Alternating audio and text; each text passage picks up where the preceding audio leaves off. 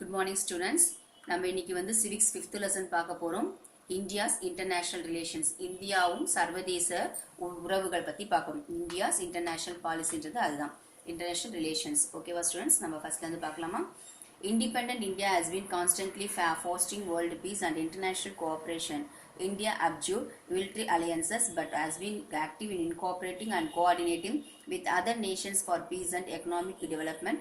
As the first Prime Minister of India, Jawaharlal Nehru stated, we can neither be absolutely dependent or independent, but we live in a world of interdependence. அதாவது சுதந்திர இந்தியாவில் பார்த்தீங்கன்னா உலக அமைதிக்காகவும் சர்வதேச ஒற்றுமைக்காகவும் நிலைநிறுத்துக்கிறது நிறைய பேர் encourage பண்ணாங்க. அதை தாங்க சொல்லியிருக்காங்க. இந்தியா வெளிப்படையாக இராணுவ கூட்டணியை கைவிட்டாலும் அமைதி மற்றும் பொருளாதார வளர்ச்சிக்காக மற்ற நாடுகளோட ஒத்துழைப்பு இருந்தாதான் அதை என்ன பண்ண முடியும், நம்மளுக்குள்ள ஒரு ரிலேஷன்ஸ் வரும் அப்படின்றதுக்காக கொண்டு வந்தாங்க. அப்பதான் நம்மளோட முதல் பிரைம் மினிஸ்டரா இருந்தவர் ஜவஹர்லால் நேரு. அவர் என்ன சொல்லியிருக்காரு, நாம் ஒருவர் இங்கே we can either be absolutely dependent or independent, but we live in a world of interdependence. அவர் என்ன சொல்லியிருக்காருன்னா, நாம் ஒருவர் முற்றிலும் சார்ந்தோ அல்லது தனித்தோ இருக்க முடியாது, ஒருத்தர் தனித்தெல்லாம் இருக்க முடியாது. அதனால இவ்வுலகில் வாழ்ற ஒவ்வொருத்தரும் என்ன பண்ணிருக்கிறோம், ஒருத்தர் சார்ந்துதான் வாழ்கிறோம் அப்படின்னு சொல்லியிருக்காரு. அதான் அங்க கொடுத்துருக்காங்க. ஸோ இது ரொம்ப இம்பார்ட்டன்ட் லைன், அண்டர்லைன் பண்ணிக்கோங்க. India world prefer a peaceful, wealthy neighborhood responsive to its own needs and wishes. India has always been known as a peace-loving country and has strived hard to champion the cause of peace in the world. For the country to progress in an adequate manner, the maintenance of international relations has been regarded as an important area. Being a country with a huge population, India is surrounded by many neighboring countries with whom she has tried to maintain friendly and good neighborly relations. India வந்து தன தேவைக்காகவும் விருப்பத்துக்காகவும் ஏற்ற வகையில அமைதியான வளமான அண்டை நாடுகள்னா பக்கத்துல இருக்க நாடுகளோட உறவை விரும்புறது. ஸோ நமக்கு எந்த ஒரு தேவைனாலும் நம்ம என்ன பண்றோம், பக்கத்துல இருக்க நெய்பர் கண்ட்ரியோட ரிலேஷன்ஸ் வச்சிருந்தாதான் நம்மளுடைய இம்போர்ட் அண்ட் எக்ஸ்போர்ட் எல்லாம் என்ன பண்றோம், ஒரு பொருளை அனுப்புறது கொள்றதுக்குலாம் யூஸ் பண்ணிக்க முடியும். அதே மாதிரி எப்பொழுதுமே இந்தியா வந்து என்ன இருக்காருன்னா அமைதியை விரும்புற கண்ட்ரியாவும் இருக்கு. அது மட்டும் இல்லாம உலக அமைதிக்கு தொடர்ந்து கடுமையா போராடி வர்றதுல இந்தியா ஒரு நம்மளுடைய நாடு ஒரு முக்கியமான இதுவே இருக்கு. போதிய அளவு முன்னேற்றம் அடைவதற்கும் நம்மளுடைய இந்தியா சர்வதேச உறவுகளை பராமரிக்கிறதுக்கும் முக்கியமான இடத்தை வகிக்கிறது இந்தியா. ஸோ இந்தியாவில் பார்த்தீங்கன்னா ஒரு பகுதி மக்கள் மட்டும் இல்லை, எல்லாமே அதிக மக்கள் தொகை கொண்ட நாடாக இருந்தாலும் ஏராளமான அண்டை நாடுகள்னா நெய்பரிங் கண்ட்ரி சொன்னோம் இல்லையா, அந்த நாடுகளோட சூழப்பட்டிருப்ப அந்நாடுகளுக்கு நட்புறவு மற்றும் நல்ல உறவினை பராமரித்து வருகிறது.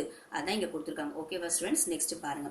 இதுல என்னென்ன நெய்பர் கண்ட்ரிஸ் இருக்கு அதை பத்தி நம்ம தனித்தனியா பார்க்க போறோம். ஃபர்ஸ்ட் இங்க கொடுத்துருக்காங்க இந்தியா அண்ட் நெய்பர்ஸ், என்னென்ன கண்ட்ரிஸ் இருக்கு அப்படின்னு பாருங்க. India position is unique is a neighborhood. India's neighbors had been a part of a homogeneous culture prevailing in the Indian subcontinent for last 5,000 years. So என்ன சொல்லியிருக்காங்கன்னா, அண்டை நாட்டுகளை பொறுத்த வரையில இந்தியா ஒரு உன்னத நிலையை கொண்டுள்ளது. இது வந்து 5000 ஆண்டுகளுக்கு நிலவி வந்த ஒரே மாதிரியான பண்பாட்டின் பகுதியை அண்டை நாடுகள் விளம்புகிறது. ஸோ இங்க கொடுத்துருக்காங்க ஒரு 5 பாயிண்ட்ஸ். என்ன 5 பாயிண்ட்ஸ்ல வந்து எந்த இருக்கு பார். India is a vast country with Pakistan and Afghanistan to the north. மிக பரந்த இந்தியாவில் வடமேற்குல பாகிஸ்தானும் மற்றும் ஆப்கானிஸ்தானும் இருக்கு. China, Nepal, Bhutan to the north. அதுல வந்து வடக்கில் சீனா, Nepal, Bhutan. Bangladesh to the east, கிழக்குல வந்து வங்காளதேசம். Myanmar to the far east, தூர கிழக்கு. ஃபார் ஈஸ்ட்ன்றது இப்போ தூர கிழக்குன்னு சொல்லுவாங்க. மியான்மர் இருக்கு. Sri-Lanka and Maldives are two countries that lie close to India, separated by the Indian Ocean. India has cordial historical, religious, economic, ethnic and linguistic relations with all of these countries. Let us know about the India's relation with its neighbors. So தென்கிழக்குல இலங்கையும் தென்மேற்குல மாலத்தீவு போன்ற இப்போ இந்தியாவுக்கு பக்கத்துல இருந்தாலும் இரு நாடுகளும் இந்திய பெருங்கடல பிரிக்கப்பட்டிருக்குது. சரியா, இந்தியன் ஓஷனும் நமக்கு இந்தியாவும் என்ன இருக்கணும், சென்ட்ரா வந்து பிரிஞ்சிருக்கும். ஸோ இந்த ஆண்டு அண்டை நாடுகளும் வரலாற்று ரீதியாகவும் சமய, பொருளாதார, இனம் மற்றும் மொழியின் அடிப்படையிலும் நல்லுறவை பேர்ந்தது. ஸோ நல்லுறவை கொண்டு இருக்கிறது. அண்டை நாடுகளான இந்தியாவின் உறவுகளை பற்றி தான் ஒவ்வொருத்தையும் நம்ம தனித்தனியா பார்க்க போறோம். என்னன்றதை பாருங்க. ஓகேவா ஸ்டூடெண்ட்ஸ், பாருங்க. The countries that share the most number of neighbors touching the border are China and Russia. So சீனாவும் ரஷ்யாவும் அதிக எண்ணிக்கையிலான அண்டை நாடுகளுடன் தனது எல்லையை பகிர்ந்து கொள்கின்றன. ஸோ அதுதான் அங்கே கொடுத்துருக்காங்க, border of China and Russia. First one வந்து பார்த்தா India and Afghanistan. So Indo Afghan relations was strengthen to the strategic partnership agreement SPA இது ஷார்ட் ஃபார்மா ஸ்பான்னு சொல்லுவாங்க. SPA provides assistance to rebuild Afghans infrastructure, institutions, agriculture, water, education, health and providing duty-free access at the Indian market. India helped Afghans in the construction of Salma Dam in the Herat province. India announced 500 scholarship for the children of the martyrs of Afghan security forces in school and colleges both in Afghanistan and in India. India is also supporting Afghanistan to improve the public health and small-scale industries. India had the forefront of the promotion of investment in Afghanistan and a consortium of public and private Indian companies has been selected to make one of the biggest investments in the mining sector. To harness India's sports potential, India has built Kandahar International Cricket Stadium. India's self-employed women's association impacts training on sustainable livelihood and to be the self-reliant. Thus, India is contributing proactivity to the government development of Afghanistan in the form of monetary aids and funds. என்ன சொல்லியிருக்காங்கன்னா, இந்தியாவும் ஆப்கானிஸ்தானும் அதில் வந்து பார்த்தீங்கன்னா Indo Afghan relations was strengthened strategic partners. அதுதான் short ஃபார்மா ஸ்பான்னு சொல்றாங்க. ஸ்பான்றதுக்கு தான் அங்க முக்கியம். அதாவது இந்தியா ஆப்கான்ஸ் உறவு போர்த்துல ஒரு பங்களிப்பு ஒப்பந்தம் கொடுத்திருக்காங்க. அந்த ஒப்பந்தத்துக்கு பேர் தான் ஸ்பா, ஸ்ட்ராட்டஜிக் பார்ட்னர்ஷிப் அக்ரிமெண்ட்னு சொல்லியிருக்காங்க. இந்தியாவும் ஆப்கானிஸ்தானும் 2 பேர் சேர்ந்து ஒரு ஒப்பந்தத்தை சைன் பண்ணிருக்குது. இந்த ஒப்பந்தத்துல என்ன சொல்லியிருக்காங்கன்னா, ஆப்கானிஸ்தான் உள்ள கட்டமைப்பு மறுசீரமைப்பவும், நிறுவனங்கள் மேலாண்மை, அதுக்கப்புறம் பார்த்தீங்கன்னா வாட்டர், தண்ணீர், கல்வி, சுகாதாரம் மற்றும் வரி இல்லாமல் இந்தியா சந்தையை எளிதாக அடைதல், அதாவது நம்ம இம்போர்ட் எக்ஸ்போர்ட் பண்றோம் இல்லையா, அதுக்கு வரி இருக்கக்கூடாது போன்ற துறைகள் ஒத்துழைப்பை நல்கவும் இந்த ஒப்பந்தத்துல சைன் பண்ணியிருக்காங்க. ஸோ ஈரட் மாகாணத்தில் உள்ள சல்மா அணையை கட்ட ஆப்கானிஸ்தானுக்கு இந்தியா உதவி. ஸோ அங்க இருந்து அண்டர்லைன் பண்ணிக்கோங்க, இந்த இடத்துல வந்து சல்மா டேம் கட்டுறதுக்கு இந்தியா ஹெல்ப் பண்ணியிருக்காங்க. ஸோ அது மட்டும் இல்லாம என்ன பண்ணியிருக்காங்கன்னா, இந்த ஆப்கானிஸ்தானிற்கு இந்தியா உதவி செஞ்சிருக்காங்களா. ஸோ அது மட்டும் இல்லாம ஆப்கானிஸ்தானில் பாதுகாப்பு படையில் பணிபுரிந்து உயிரிழந்த வீரர்களின் குழந்தைகளுக்கு 500 பேருக்கு இந்தியா மற்றும் ஆப்கானிஸ்தானில் உள்ள பள்ளி மற்றும் கல்லூரிகளில் பயில்வதற்கான உதவித்தொகையை இந்தியா கொடுத்திருக்கு. ஸோ அது மட்டும் இல்லாம ஆப்கானிஸ்தான் பொது சுகாதாரம் மற்றும் சிறு தொழில் நிறுவனங்களின் மேம்பாட்டிற்கும் இந்தியா உதவி இருக்கு. ஆப்கானிஸ்தான் முதலீடு செய்வதில் முன்னணியில் இந்தியா இருப்பதோடு பொதுத்துறை மற்றும் தனியார் துறையை சேர்ந்த இந்திய நிறுவனங்கள் ஆப்கானிஸ்தானில் சுரங்க தொழில் அதிக அளவில் முதலீடு செய்யவும் ஹெல்ப்ஃபுல்லா இருக்கு. இந்தியா தனது விளையாட்டு திறமையை பறைசாற்றும் விதமாக காந்தகார் சர்வதேச கொடுத்திருக்காங்க பார், Kandahar international cricket stadium. So சர்வதேச கிரிக்கெட் மைதானத்தை கட்டியிருக்கு. இந்தியாவின் மகளிர் சுய உதவி குழுக்காக மகளிர் சுய வேலை வாய்ப்பு சங்கம் நிலையான வாழ்வாதாரம் மற்றும் தன்னம்பிக்கை பெறுவதற்குமான பயிற்சியை ஆப்கானிஸ்தான் அளிக்கிறது. சோ இந்தியா இவ்விதமாக ஆப்கானிஸ்தானின் வளர்ச்சிக்கு நிதியுதவி மற்றும் கடனுதவி அளித்து பங்காற்றி வருகிறது. சோ இந்த மாதிரி இந்தியா என்ன பண்ணுன்னா, பக்கத்துல இருக்க நெய்பர் கண்ட்ரிக்கு ரிலேஷன்ஷிப் வச்சுக்கிறதுக்காக தங்களுடைய ஹெல்ப் எல்லாம் இந்தியா வந்து ஆப்கானிஸ்தானுக்கு செஞ்சுட்டு இருக்காங்க. என்ன செஞ்சுட்டு இருக்காங்கன்னா, தண்ணிக்கு இதுக்கெல்லாம் வந்து ஹெல்ப் பண்ணிருக்காங்க. அது மட்டும் இல்லாம சல்மா டேம் கட்டுறதுக்கு ஹெல்ப் பண்ணிருக்காங்க.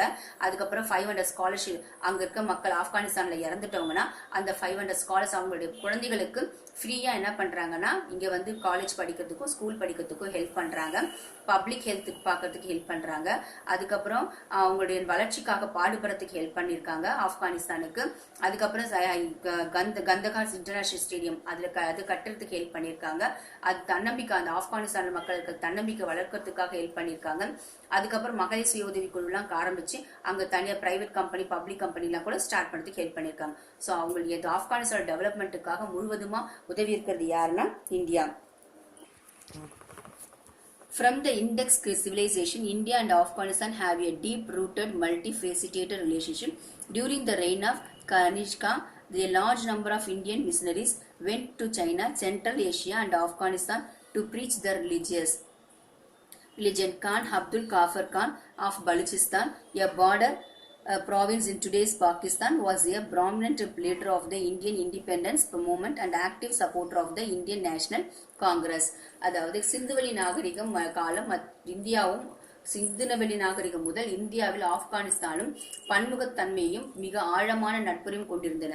கனிஷ்கருடைய ஆட்சியின் போது ஏராளமான இந்திய சமய பரப்பு குழுக்கள், அதாவது நம்ம கனிஷ்காவுடைய பீரியட்ல பாத்தீங்கன்னா புத்திசம் நிறைய பரவி இருந்தது இல்லையா.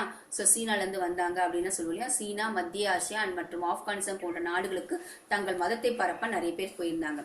சோ பலுசிஸ்தான்றது இப்போ இருக்கிற, அப்ப வந்து பலுச்சிஸ்தான் சொன்னாங்க, இப்ப வந்து அது வந்து பாகிஸ்தான் சொல்றோம். சோ பகுதியை சார்ந்த கான் அப்துல் காபர் கான் இந்திய விடுதலை போராட்ட இயக்கத்துல முக்கிய தலைவராகவும் இந்திய தேச காங்கிரத்துக்கு ஒரு தீவிர ஆதரவாளரும் இருந்ததாக சொல்றாங்க. நெக்ஸ்ட் வந்து India and Bangladesh. India and பங்களாதேஷ்னா இந்தியாவும் வங்காளதேசமும். So India was the first nation to acknowledge Bangladesh the former East Pakistan as an independent country. India and Bangladesh share the longer and land boundary of 4,096.7 kilometers. India has plans to implement the proposed rail connectivity between Agartala, India and Akura வந்து Bangladesh. Bangladesh has granted India road transit facility through a territories from Kolkata to Agartala via Dhaka under BBIN MVA. And the BBIN the Bangladesh, Bhutan, India, Nepal Motor Vehicle Agreement. The Faraka record accordion sharing of Ganga water signed in 1977 is a historic agreement. India and Bangladesh share 54 common rivers and a bilateral joint river commission is working to maximize benefits from common river systems. The government of India provides grant assistance for project under aid to Bangladesh for the construction of buildings, laboratories, dispensaries and deep tube wells. In addition, scholarship are granted by ICCR, Indian Council for Cultural Relations, every year to students from Bangladesh, and it has initiated a Tagore Chair University of Dhaka. Both the countries jointly inaugurated the construction of 130 km Bangladesh-India friendship pipeline between Siliguri in West Bengal and Partipur, Bangladesh. So இல்லைன்னா வங்காளதேசத்துடைய முந்தைய காலத்துல தான் முந்தைய கிழக்கு பகுதியில் இருக்கிறதான் பாகிஸ்தான் சொல்லுவோம். So வங்காளதேசத்தின் சுதந்திரத்தை அங்கீகரித்து முதல் நாடு இந்தியா. ஸோ வங்காளதேசத்துக்கு ஒரு சுதந்திரம் கிடைக்கணும் அப்படின்றதுக்கு ஒரு முக்கிய ஹெல்ப்ஃபுல்லா இருந்தது யாருன்னா இந்தியா. ஸோ இந்தியாவும் வங்காளதேசம் 4096 கிலோமீட்டர் நீளம் கொண்ட மிக நீண்ட நிலப்பரப்பை எல்லையா பகிர்ந்து ரெண்டு பேரும் ஷேர் பண்ணிட்டு இருக்காங்க. ஸோ சுகர்தலாவிற்கும் சுகர்தலா இந்தியால கொடுத்திருக்காங்க. இங்க கொடுத்துருக்காங்க பார் சுகர்தலா. ரெண்டாவது வந்து என்னன்னு சொல்லியிருக்காங்க அகுரா வந்து பங்களாதேஷ். ஸோ சுகுர்தலாவும் இந்தியால இருக்கு, அகுரா வந்து பங்களாதேஷ்ல இருக்கு. இடையான ரயில் போக்குவரத்து இணைப்பிற்கு முன்மொழிவை செயல்படுத்துறது இந்தியா தான் திட்டமிடுச்சு. ஸோ அவங்களுக்கும் நமக்கும் ஒரு ட்ரெயின் ரிலேஷன்ஷிப் இருக்கணும் அப்படின்னு. இந்தியாவின் பகுதியான கொல்கத்தாவில் இருந்து அகர்தலாவிற்கு டாக்கா வழியாக செல்வதற்கான சாலை வழியிலும் அதுதான் BBN MVA சொல்றோம். BBNன்றது என்னன்னா வங்காளதேசம், Bhutan, India, Nepal. So Nepal motor வாகன ஒப்பந்தம் சொல்றாங்க. இது ரொம்ப இம்பார்ட்டன்ட் லைன், அண்டர்லைன் பண்ணிக்கும். ஒப்பந்தத்துல கீழே இந்தியாவிற்கு வங்காளதேசம் அனுமதி வழங்குச்சு. ஸோ கங்கை நீர் பகுதியை கொள்றதுக்கும் 1977 கையெழுத்துப்பட்டாங்க. ஸோ பராக்கா ஒப்பந்தம் ஒரு வரலாற்று ஒப்பந்தம் ஆகும். இந்தியாவுக்கும் வங்காளதேசத்துக்கும் பொதுவானதாக உள்ள 44 நதிகளுக்கு அதிகபட்ச நல்லெண்ணெய் பெருக்குவதற்கு இந்தியா ஒரு முக்கிய கூட்டணியா இருந்தது. ஸோ இந்தியா அரசாங்கம் வந்து என்ன பண்ணியிருக்காங்கன்னா, இவங்களுக்குள்ள ரிட்டேஷன் திட்டத்தின் கீழே கட்டடங்கள் கட்டுறதுக்கு ஆய்வுக்கூடங்கள், மருந்தங்கள் மற்றும் ஆய்குழாய்கள், அந்த பைப்லைன்ஸ் கிணறுகள் அமைக்கவும் மானியம் கொடுக்கறதுக்கு ஹெல்ப் பண்ணியிருக்காங்க. ஸோ இந்தியா பண்பாட்டு உறவுக்கான குழுவில் ICCR சொல்றாங்க. அந்த குழுவோட பேர் தான் இந்திய பண்பாட்டு உறவுகளுக்கான குழு. ஸோ மூலம் வங்காளதேச மாணவர்களுக்கு ஆண்டுதோறும் உதவித்தொகை அளிக்கப்படுவது டாக்கா பல்கலைக்கழகத்தை தாகூர் இருக்கை ஏற்படுத்தவும் வழிவகை செய்யப்பட்டுள்ளது. தாகூர் இருக்கை அவங்களுக்கு பெர்மனண்டா அவங்களும் வந்து பங்களாதேஷ்ல இருக்கவங்க தான் அது படிக்கணும் அப்படின்னு மாதிரி. ஸோ மேற்கு வங்காளத்தை சில்குரி, பர்வதிபூர், வங்காளதேசம் ஆகிய இடங்களுக்கு இடையே 130 கிலோமீட்டர் நீளம் கொண்ட நட்புறவு குழாய், அந்த பைப்லைன்ஸ் இருக்கு இல்லையா, போக்குவரத்தை அமைக்கும் பணியை இரு நாடுகளும் இணைந்து தொடங்கி செஞ்சிருக்காங்க. ஸோ அதான் இங்கெல்லாம் கொடுத்துருக்காங்க. ஓகேவா ஸ்டூடெண்ட்ஸ், நெக்ஸ்ட் இங்க பாருங்க. So the Teen Bigha corridor been a strip of land belonging to India on the West Bengal Bangladesh border which was leased to Bangladesh in 2011. So இந்தியாவுக்கு சொந்தமான டீன் பிகா கொடுத்துருக்காங்க பார், டீன் பிகா. ஸோ அந்த பகுதி மேற்கு வங்காளம் மற்றும் வங்காளதேசத்துக்கு இடையே எல்லையில் உள்ளது. குறுகலான இப்பாதை கொடுத்துருக்காங்க பாரு. 2011 வந்து வங்காளதேசத்துக்கு குத்தகைக்கு கொடுத்துருக்காங்க. அதான் இங்க கொடுத்துருக்காங்க. குத்தகைக்கு 2011 வங்காளதேசத்துக்கு இந்தியா கொடுத்துருக்காங்க. ஓகேவா ஸ்டூடெண்ட்ஸ், வீடியோஸை பாருங்க. வீடியோஸை பார்த்துட்டு நாங்க என்ன புக் எடுத்து படிச்சு பாருங்க. டவுட் இருந்தா புக் எடுத்து படிச்சு பார்த்துட்டு அதுக்கப்புறம் நாங்க என்ன எடுத்து கொடுத்து அனுப்புறோமோ அதை டெஸ்ட் எழுதி அனுப்பிச்சு வைங்க. ஓகேவா ஸ்டூடெண்ட்ஸ், தேங்க்யூ.